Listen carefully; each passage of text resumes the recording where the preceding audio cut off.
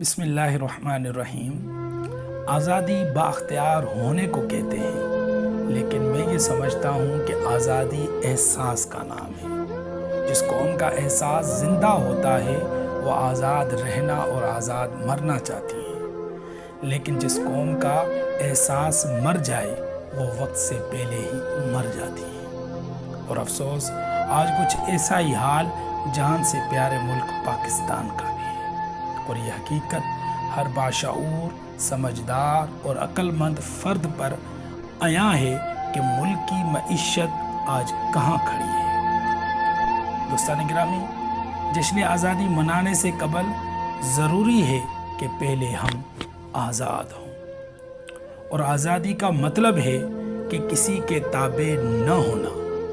لیکن ہم تو آج بھی انہی جاگیرداروں، انہی وڈیروں، انہی لٹیروں، انہی جابر، انہی بے حس اور انہی بے بس حکمران کے تابع ہیں۔ تو میں کیسے کہوں کہ ہم آزاد ہیں؟ جس دیس کے کونچے کونچے میں افلاس آوارہ پھرتا ہو، جو دھرتی بھوک اگھلتی ہو اور دکھ فلک سے گرتا ہو، جہاں بھوکے ننگے بچے بھی آہوں پر پالے جاتے ہوں، جہاں سچائی کے مجرم بھی زندان میں ڈالے جاتے ہوں، اس دیس کی مٹی برسوں سے یہ دکھ جگر پہ سہتی ہے اور اپنے دیس کے لوگوں کو جشن آزادی مبارک کہتی ہے۔